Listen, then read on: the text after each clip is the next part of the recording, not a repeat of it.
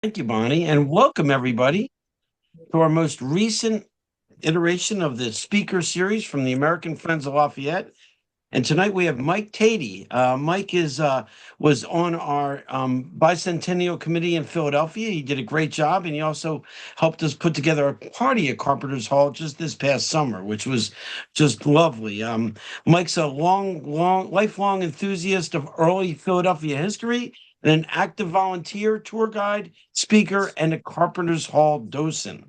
He serves with organizations such as the Independence Historical Society, Carpenters Hall Trust, Historic Gloria Day Preservation, the Association of Philadelphia Tour Guides, and of course, the American Friends of Lafayette. Mike has led educational tours, organized historical events, and contributed to preservation projects, sharing his knowledge of Philadelphia's founding with diverse audiences. His work reflects a deep commitment to preserving and promoting Philadelphia's rich historical heritage. And like Mike, we are both Philadelphia Eagles fans. With that being said, I would like to turn this wonderful speaker series evening over to Mike Teti. Mike? Thank you. Appreciate the opportunity to be here.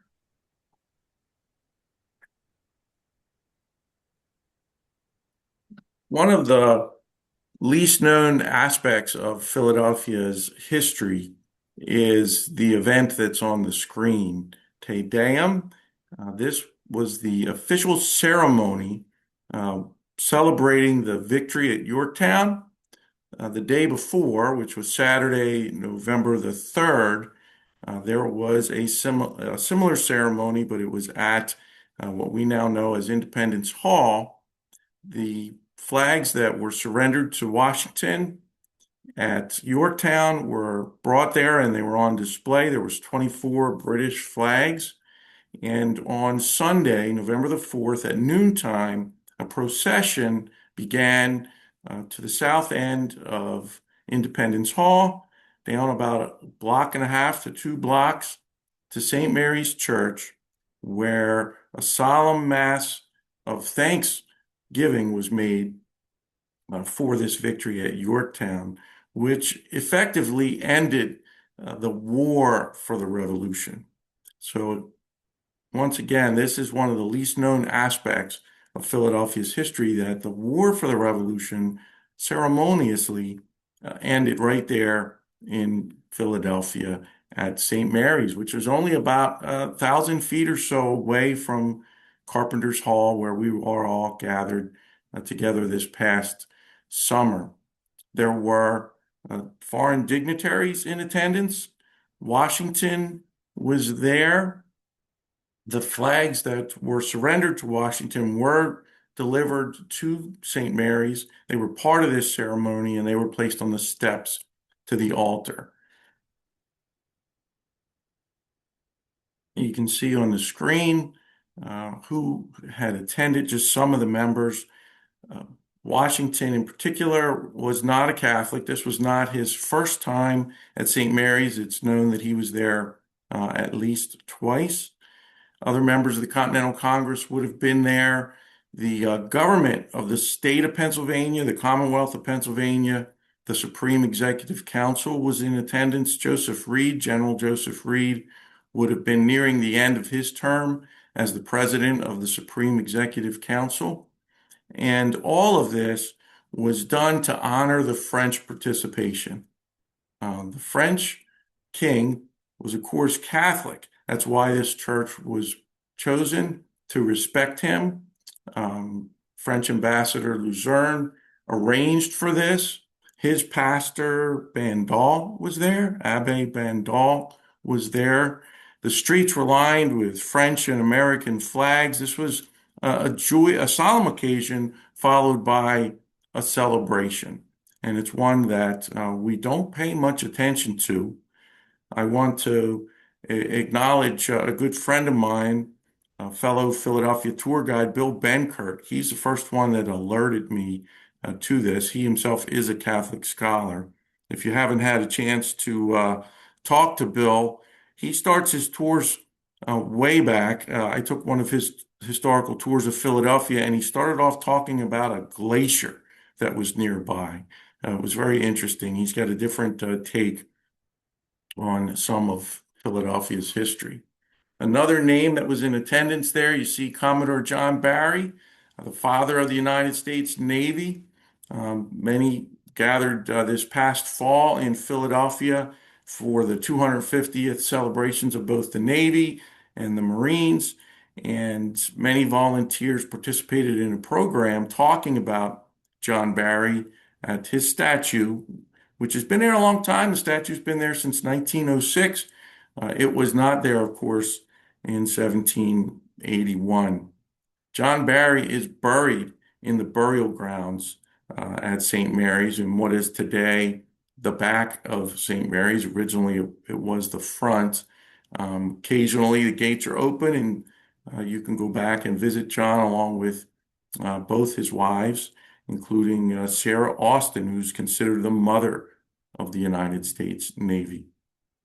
If you don't get a chance to see the back, there is a nice memorial, a marker to John Barry in what is today the front along 4th Street of St. Mary's.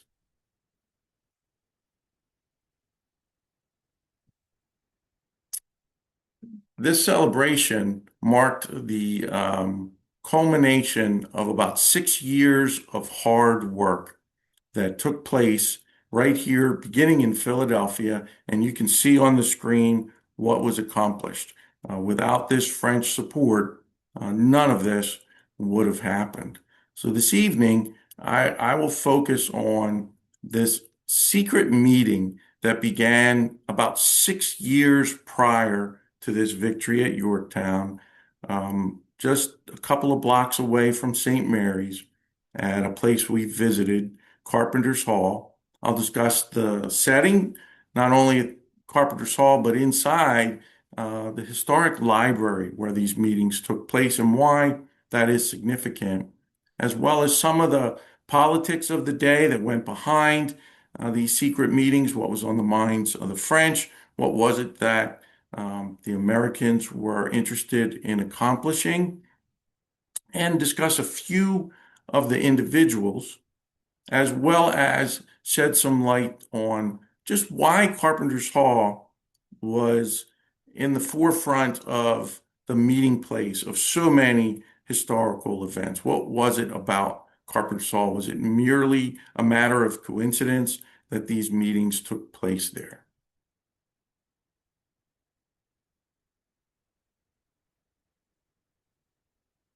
Earlier, just about a week or two ago in the news, Temple University announced that they merged with, I should say it the other way around, the Library Company of Philadelphia merged with Temple University. If you're not familiar with the Library Company, this was the organization that Ben Franklin, along with many of his friends that he called ingenious acquaintances, established way back in 1731. It's a circulating library, the first of its kind, and it was established to get knowledge into the hands of as many people as possible. There are some here tonight that are shareholders of the library company. It is open to the public, and for an institution that is now nearly 300 years old, to be making this change for the future is a good indication of just how valuable it is. Back in 1775, this library company and its collection then of about 5,000 volumes of information, they were in the East Room of Carpenters Hall on the second floor. And back in 2012, the folks at the library company, you might be able to see this in the upper right-hand corner, they released a small book called The Delegates Library. And in this book, it explains what books were in their collection at the time of this meeting, and especially at the time of the First Continental Congress. And you could imagine if you were to attend this secret meeting, such as the Frenchman Bonvaleur did, and you were sitting in this institution of learning. It's been described as larger than any library in the colonies at that time, except perhaps Harvard and Yale. Among the books in its collection is this one, The History of England from the Invasion of Julius Caesar to the Revolution in 1688. There's also a book here on the spirit of laws that was translated from French. Those are just two. They had a copy of the Magna Carta in Latin. So this gives you a setting that the meeting that took place between the secret committee of correspondence that the Americans had just formed a few weeks earlier. The purpose of that committee was essentially to communicate with Americans over in Europe, and it brought about this meeting where information could be exchanged, and it was a bit of a gauging. So when Bonvaleur attended this meeting, and he's sitting in this library at this place of Carpenters Hall, he got a sense of sophistication and strength, as well as able to see the influence of this establishment.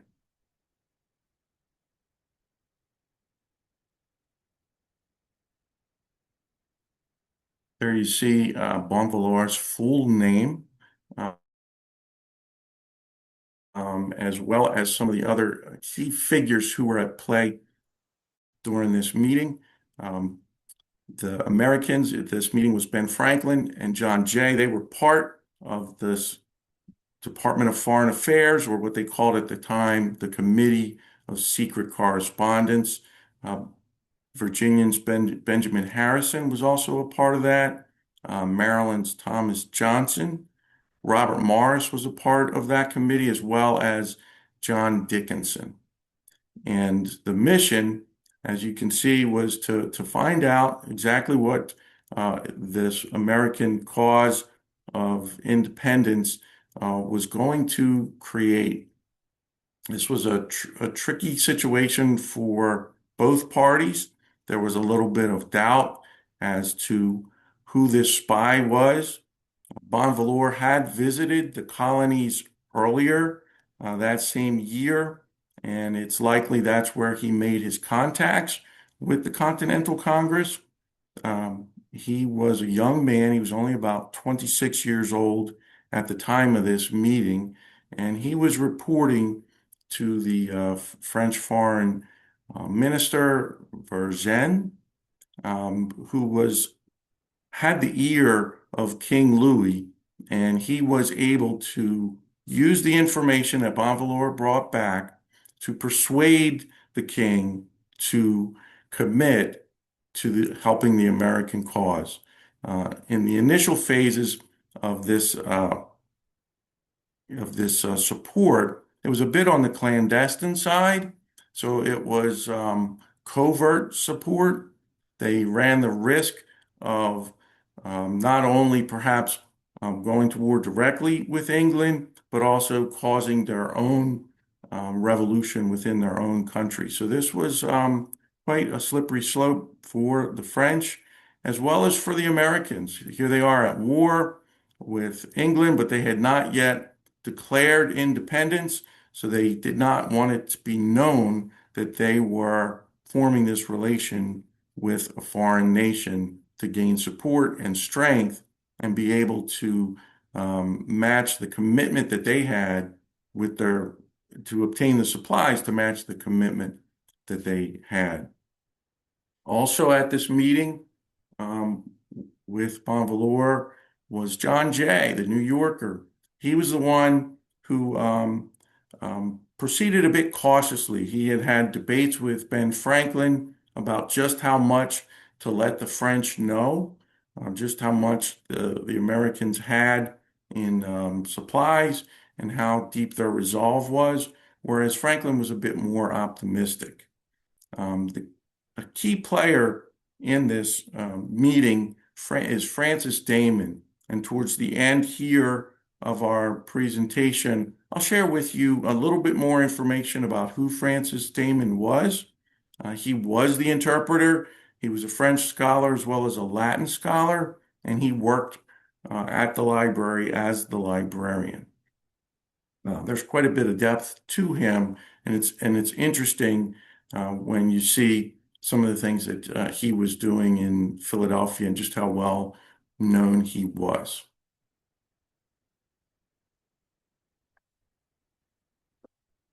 Here is 2 pages of the report that Bonvalor made.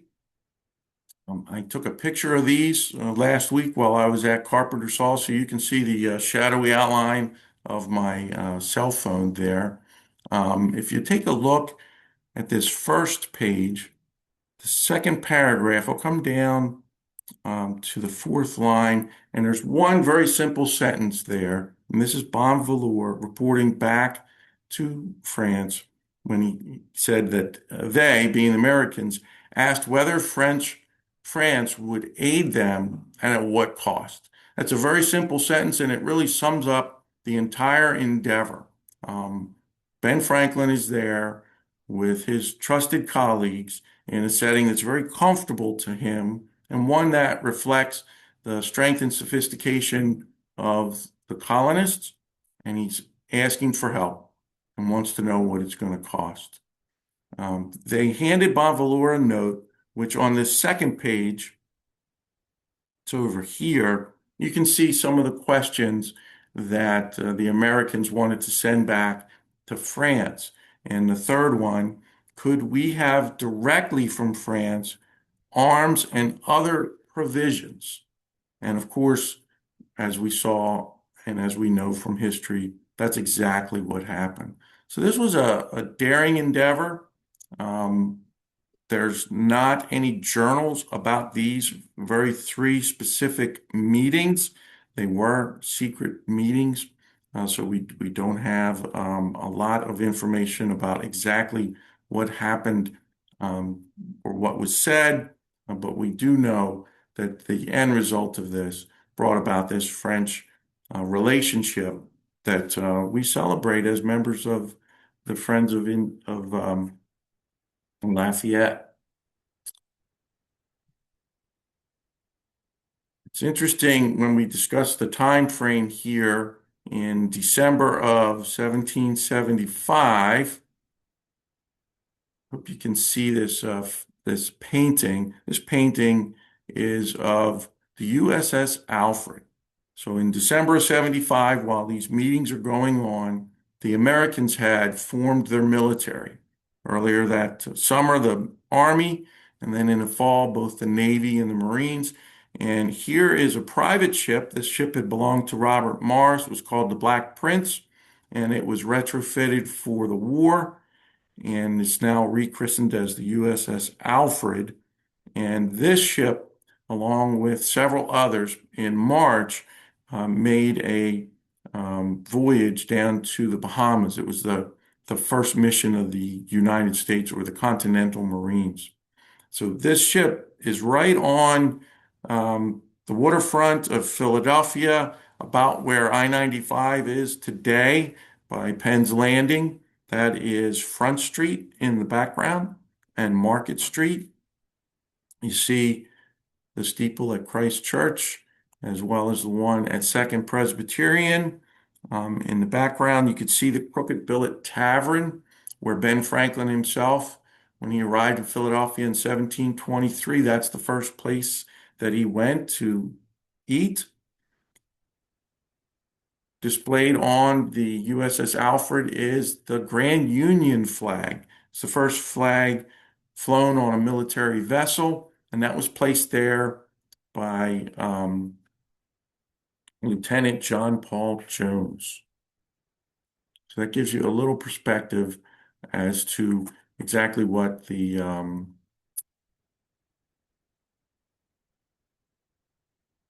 scene was in Philadelphia while this was happening and why so much was needed.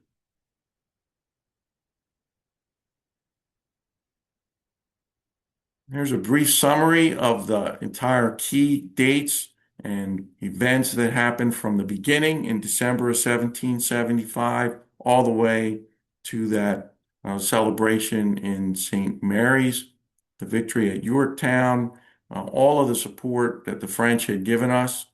Philadelphia, as you know, is the birthplace of American finance. Um, Later this summer coming up, they're going to reopen the first bank of the United States, which is from the 1790s. But in 1781, the first commercial bank, the Bank of North America, that opened right across the street from Carpenters Hall on Chestnut Street in the private home of Tench Francis. The bank was able to launch due directly to the support from the French. They used French silver that came in that fall of 1781 to Boston, and a mission was made to go and retrieve that silver. Robert Morris had a very aggressive financial plan to multiply the resources, the financial resources, but he had to go and get that money that the French king had sent over. So along with Tench Francis, who worked for the Bank of North America, was sent a contingent of Marines led by the very first Marine, Samuel Nicholas himself. So you can see, I'm sure you'd all agree that without that secret meeting, that audacious endeavor, was risky. Some of the concerns could have been true, and Bonvalor could have been there as a counter agent, perhaps. Things could have gotten out of hand. The British could have found out about this earlier and squashed it, but that didn't happen, so it was handled the right way.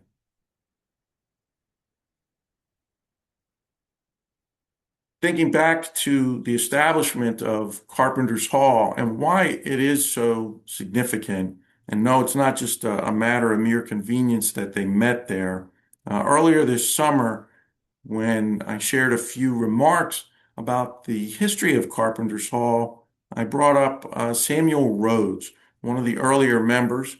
He was one of those people that Ben Franklin considered an ingenious acquaintance. Tonight, I'll share just a little bit about another member, Joseph Fox. He's part of the Fox family of Philadelphia.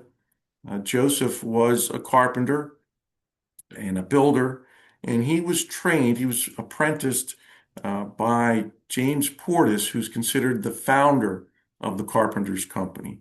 James was that 13-year-old young man who was on the ship Welcome with William Penn when he arrived here in 1682, and 40 years later, James and his colleagues founded the Carpenters Company, and one of his two apprentices was Joseph Fox.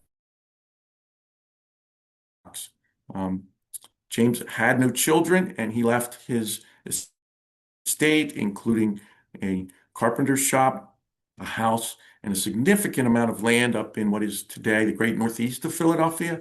He left that to some of that to Joseph Fox. So Joseph Fox was very influential. He attained a measure of wealth, and as well as being a builder, he was a surveyor. One of the projects he surveyed was a road to Trenton, another to New York. He placed mile markers on those roads. He was a assemblyman in the Philadelphia Provincial General Assembly, and at one point he was the Speaker of the Assembly. Joseph Fox was also a superintendent of the State House. There was a time when the State House yard was surrounded by brick walls, and there were gates on the Walnut Street side of that property. That was all a result of the work of Joseph Fox. During the early onset of the Revolution, Joseph was the barrack master for the Continental Army, and his offices were right there on the first floor of Carpenters Hall. So many people, when they visit Carpenters Hall, are aware of it being the birthplace of the First Continental Congress, the birthplace of the United States, and that the meeting took place on the East Room on the first floor. Opposite that East Room was Joseph Fox's offices.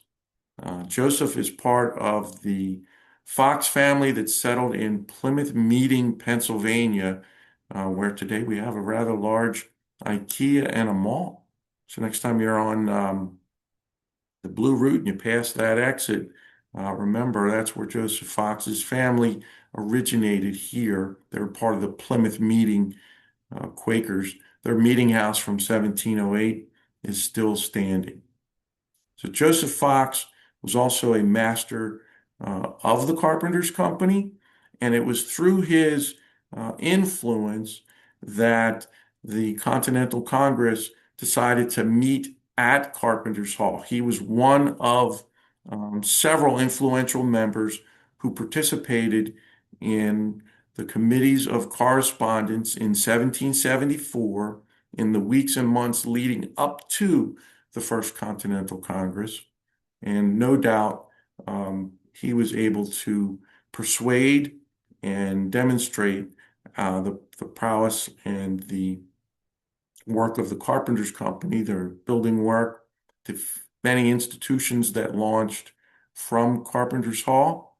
One of those institutions that was based there during the time of the Revolution was the Library Company.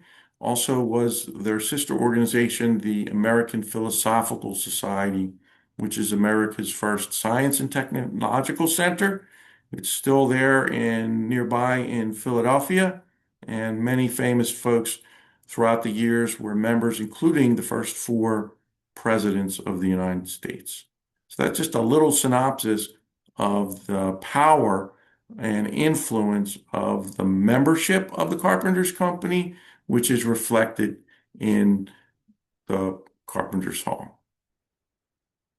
Earlier this year, the executive director, Michael Norris, who was kind enough to send me this photograph and share some information with me, as well as a group of members, they visited the hometown of Bonvalor. Here's a picture with one of his descendants, that's Anne, as well as the 5 members of the Carpenters Company that are there at her home. And there is a portrait of young Julian Bonvalor, who was a key figure in these meetings. Without his attentiveness, his accuracy of his notes, very thorough notes that he sent back. When I'm finished here, I will put in the shared notes some references that I have, and they'll have links, and you'll be able to see the report that Bonvalor sent back.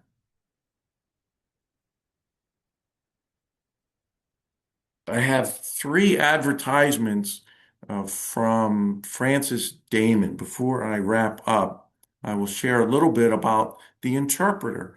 Francis was the librarian for the library company. He was a Frenchman. He lived nearby. He had a home on Market Street. He moved a little bit later to a place called Letitia Court, which is right off Market Street, just about a half a block back from Front in Philadelphia. And in his home, he had a French academy. So if you wanted to learn French and you lived in Philadelphia, Francis Damon was your teacher. One of his students was Ben Franklin. He's also a Latin scholar. He's also a scientist. All of these ads, these 3 ads that I placed on the PowerPoint for you to see, are from the Pennsylvania Packet, which was a newspaper published by John Dunlop. John also was the first person to print the Declaration of Independence and the Constitution. If you look here on this left ad, let me back up for one moment. This ad here is actually him telling the members of the library company that if your book is due, where to bring it in. If you haven't paid your dues yet, it's time to pay up. Over here on the left, you'll see some of Francis's interests. He was also known as a natural philosopher or a scientist. And on a daily basis, he would conduct experiments in the second floor of Carpenters Hall using something called the camera obscura and a sky optic, so he would be able to get images from the outside and reflect them onto a wall or a sheet on the inside. And if you were an artist, you could take a drawing of that. And he did that in the library room of Carpenter's Hall.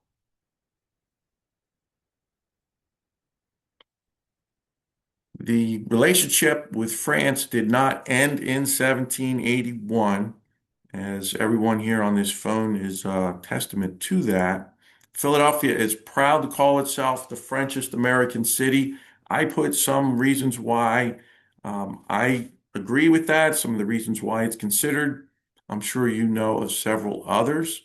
One aspect of that here down the bottom is the first American eagle that appeared on a federal building is on the first bank pediment.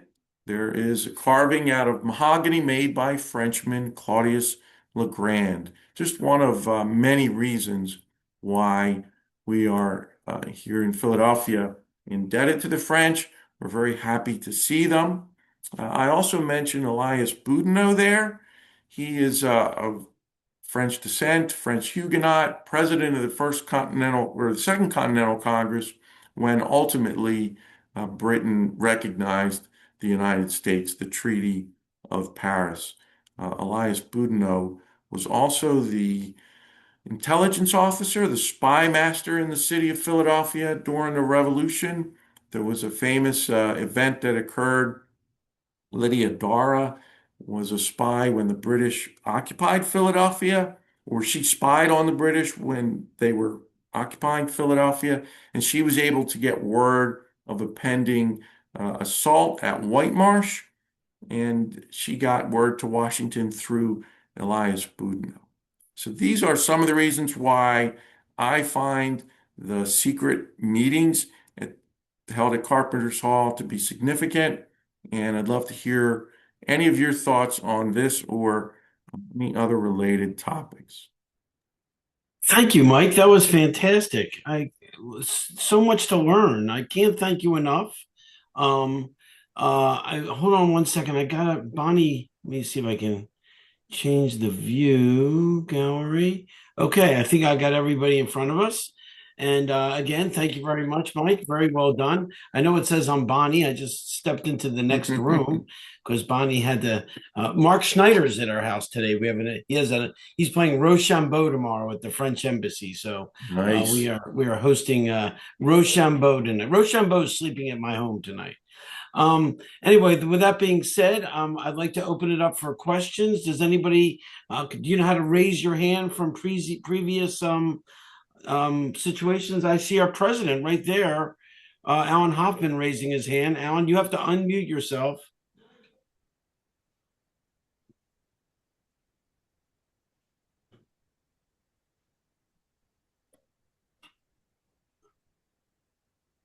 We're going to give him a minute to get that together. And now I'm going to bring the professional on back, Bonnie Fritz.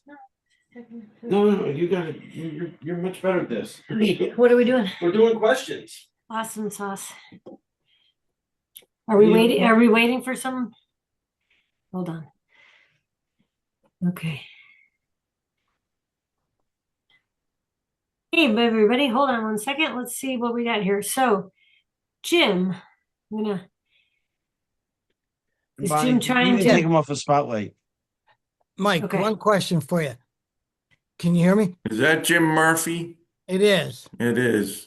I was surprised that at the Battle of Saratoga to find out that almost all the armament on the field was French. I had no idea they came in that to that extent until after we won. Did you know that, or is that surprising? That is not surprising. I was not aware of that. And I'm glad you brought up Saratoga. I did not look here at my notes, but in discussing the significance of Carpenter's Hall, I left out Saratoga. There is a key tie to that battle that is made back at Carpenters Hall. And I'll briefly mention that Robert Smith, the preeminent architect, 18th century architect in America, Carpenters Company member, and designer of Carpenters Hall, he, along with a few other Carpenter Company members, including Thomas Neville, they built a series of underwater defense systems called the Chevaux de Frise, again based on an overland French influenced defense system for fighting the cavalry. They retrofitted this, built log houses, and with spears and sunk them to the depths of the Delaware River, just off of where is today the airport. And it was at least 60 of those that Robert Smith had to design. And it's a tidal river there. You have omnidirectional currents. How he was able to design a building that could hold these spears intact and that they wouldn't topple over when he sunk them. He personally was involved in placing them. There was 60 of them, and that kept the French Navy from being able to come British up the Navy. Delaware, British and Navy. I'm sorry, the English Navy, to come up the Delaware and resupply Howe, who was in Philadelphia. So essentially, Philadelphia held off and they kind of entrapped the British there, thanks in large part to the plan of the Chevaux de Frise and the execution of that plan by the Carpenters Company members.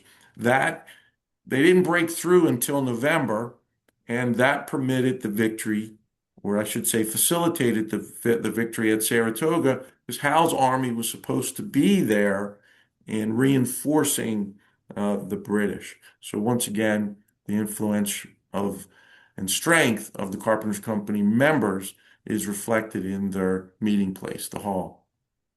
Thank you. So, did we answer Bill Easley's question about why was there a translator needed? Wasn't French common for educated Englishmen? That was a question that was posed a little right towards the beginning of your remarks.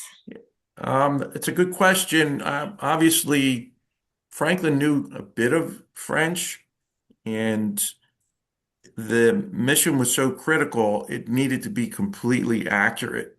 There is some curiosity about the numbers that Bonvaleur reported back. He reported about 50,000 troops, which is a embellishment. And some think that the embellishment was by the interpreter, Francis Damon. So to me, it reflects the seriousness of the meeting that they just absolutely had to get it right. Alan Hoffman our president has unmuted himself, so I'm going to let him ask this question. Oh, thank you, Chuck. Can you hear me? Yes, very well. Oh, good. So, Mike, can you enlighten us a bit about the history of the Carpenters Association and the history of the building? I mean, I know very little. It's a high-end guild, is all I know. But I guess they raised money to construct this beautiful building. Is that correct? Yes, they did. So the Carpenters Company is a guild, and they were formed centuries ago in London. The Carpenters, the Worshipful Company of Carpenters of the City of London. They have the earliest references are to the 1200s.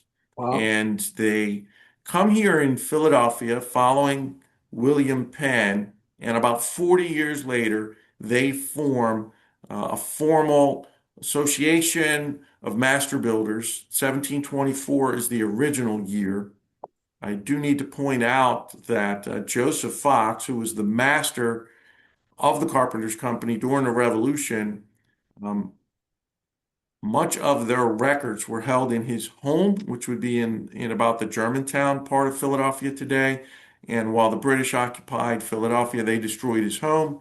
They burnt it down along with these earliest records of the Carpenters Company. But they were there to set standards for the industry and look out for the mutual interest of the members, as well as philanthropic aid. Um, there were orphans who were taken in and taught a trade. One brief story I have is this young man, Thomas Neville. He was orphaned at the age of 10 and then orphaned again at about the age of 16. He was born 1720. So Edmund Woolley was the master builder of what we now know as Independence Hall, and he trains Thomas Neville in the art of building, carpentry. So young Thomas Neville learns his trade building what we have today as Independence Hall. By early 1750s, Thomas Neville is now a partner with Edmund Woolley, and they build the stair tower to Independence Hall and the very first steeple. 1781, that original steeple comes down and it's replaced with a hip roof. That again was the work of Thomas Neville. If you remember the painting from December 3rd of 1775 of the Alfred, I pointed out two steeples, Christ Church steeple, which is still standing today, another piece of work from Robert Smith, and the other was Second Presbyterian, which is gone today. That steeple was built by Thomas Neville.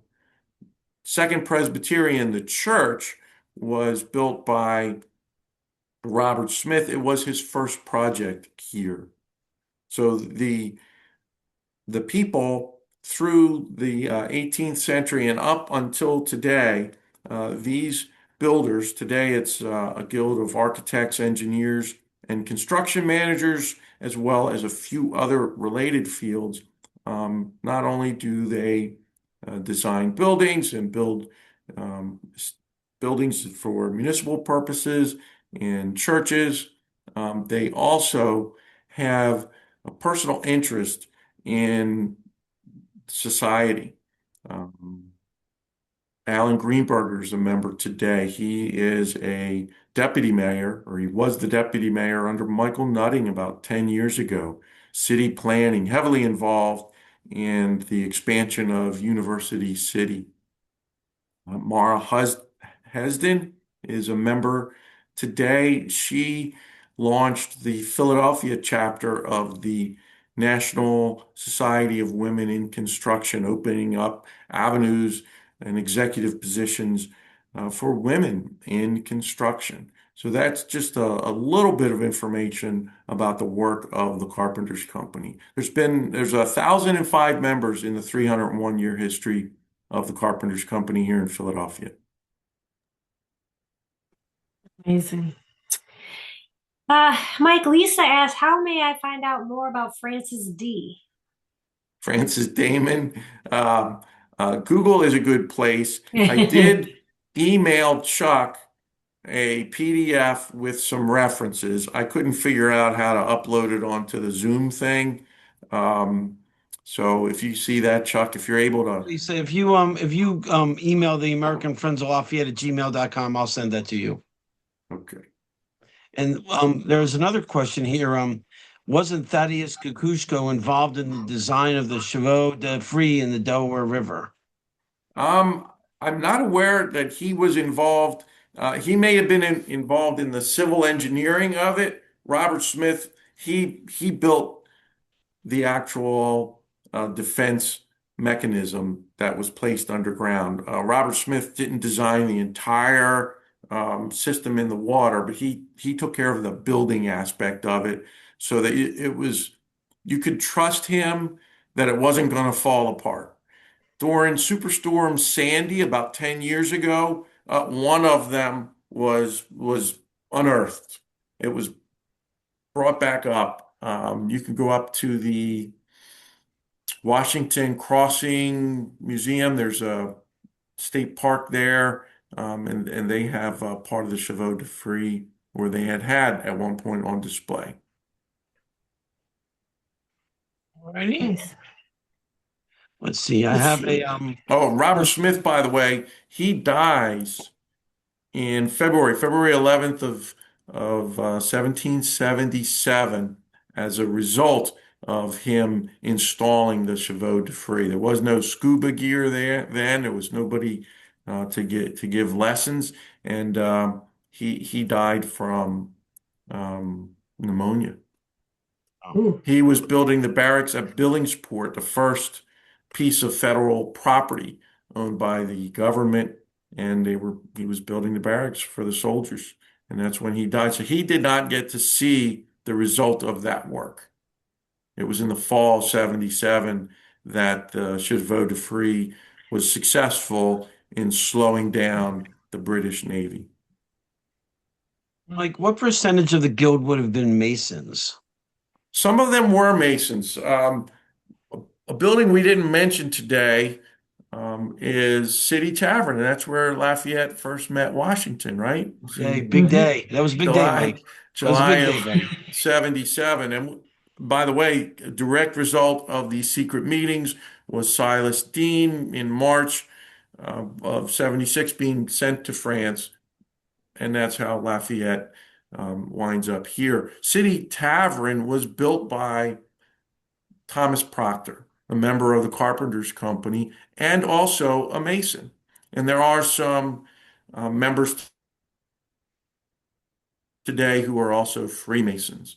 Thomas Proctor, I'm presuming that when he retired as a Major General from the United States Army, that he is the highest ranking military officer who is also a member of the Carpenters Company. He would have been with Washington at the Whiskey Rebellion. Back during the Revolution, he was Colonel Thomas Proctor, and he fought with Benjamin Loxley, Colonel Benjamin Loxley, also another Carpenter Company member. They were at Perth Amboy and helped keep the British out of Staten Island. So he was the builder of City Tavern. The City Tavern you see today is a recreation. And Thomas Proctor is buried just around the corner from Carpenters Hall at St. Paul's on 3rd Street. And there's a plaque to him in the front on the gate to St. Paul's. Thank you, Mike. Other questions from anybody out there that might have for Mike before we wrap things up? There's a little conversation here. Why was French silver used in 1781 that came in? New arms supplies came here to assist Americans, but what was the purpose to have French silver here? But we may have a correction that it's Spanish silver. So I'm not sure if I'm... You'd have to look into how Robert Morris funded the Bank of North America, and he was able to take the loan from France, foreign loans, especially France, and deposit them in this bank as an asset. And he sold shares as well as issued bonds. He essentially multiplied the money 5 times over. George Washington called it magic, and he spelled that with a K back in those days. He was a financial wizard. Might imagine if he was alive today, he would have been early in on the crypto world. So exactly the details of what type of silver or species, the portions of silver, I don't know well enough here, but it's easy to research. Those are good questions. But the French were heavily involved. This was a result of Admiral de Grasse and the Frenchmen. They met in the summer of 1781 in July, Santo Domingo, and they made a deal to, way I like to think of it is to go all in, push more money in, and see what would happen. Okay, I've got 2 other comments. Well, actually, Graham Brent, I am going to give the mic to you. Thanks, Bonnie. Thanks, Mike. A great presentation. A couple of thoughts or questions. So, do we know how Bon Vouloir knew how to reach Francis Damon? Did they know each other before, and they were both French. But how would he have? Do we know how he would have made the first connection there in Philadelphia? From what I read, it was an earlier trip of Bon Velour, and he made contact with the Continental Congress, though it wasn't specified who, and you can understand why. I would think it's doubtful that he knew any of the other participants in that meeting prior to this time of December 1775. December 18, which is in 2 days, is the 250th of the first meeting. But I guess when Bon Vouloir arrived in Philadelphia, do we know how they would have connected? I mean, I guess Not exactly, no. Okay. It's not really known. I mean, they were both French, and there was an active French community, so maybe that was enough. It's possible that they corresponded previously, Okay, but thanks. I think it's doubtful. Yep. Terrific. All right. Lloyd Kramer says Baltimore was a center for Catholics in America, whereas Philadelphia had a strong Quaker tradition. Why did the French not gravitate also to Baltimore and make that city more French? Wasn't there a time when the Anglicans banned Catholicism in the colony of Maryland? I know Calvert established it. He was a Catholic. It's about nearly 50 years older than Pennsylvania. But the Jesuits had to make their way up to Philadelphia, which permitted religious freedom, though Catholics still really weren't popular there. There was a governor, a lieutenant governor in the 1730s that wanted to ban them. But at Old St. Joe's, right behind Carpenters Hall, and the modern chapel of St. Joe's dates to 1839, built by John Dara, who was a member of the Carpenters Company, and he is a relative of Lydia, the spy story I mentioned a little earlier. That is the site of the first public Catholic Mass in America. There was a house there in the alley, and in 1733 they expanded the house with a chapel. And Old St. Joe's Chapel is still there today. I've been there for service. And St. Mary's is the sister church to St. Joe's, and these are the Jesuits. Okay. Coming up on the 1 hour mark, Bonnie. Well, there's comments that kind of go back to the silver and the funding. Derek says Okay. the Spanish raised money from Cuba for de Grasse's expedition, which he brought with him when he sailed north. And didn't we see a lot of that? York Hall has a special exhibit of the Spanish and the funding In the basement of York Hall. That's a little museum they have down there in Yorktown. Yeah, They did a great job with the Spanish down there, It kinda talks about and they're and how well they did in helping the Americans during the Revolutionary War. So then the chats continue. Richard Thank you. Heller says, yeah, before the French-American alliance, before Saratoga, wasn't there a secret gun running between France and the colonies? There was a nobleman, Beaumarchais, if I have the name right. Beaumarchais, yeah. Beaumarchais. France, Spain, Larry Ferrero says France, Spain, the Netherlands, Liège, everyone was gun running. My bad. Thank you, Larry. Thank you very much. Mm-hmm. Good chats. There was Okay. a time good in chats, good presentation. There was a time in hold the on. early 18th century when pirates roamed the streets of Philadelphia. Jim Murphy knows that story very well. All right, before we wrap up, I want to make sure everybody gives Mike a big round of applause. Great job, Mike. Thank you. Well done. Oh, hold Thank on. you I very gotta much. get you up. You gotta be able to see everybody. Hold on. Okay, do it again. Thank you. Thank you. It's a privilege to speak to All you. right, thank you, Glad, Mike. I really appreciate it. You're a treasure, and if anybody's in Philadelphia and wants to look Mike up, you let me know because nobody gives a better tour than Mike. Thank you so Oh, much, thank Mike. you.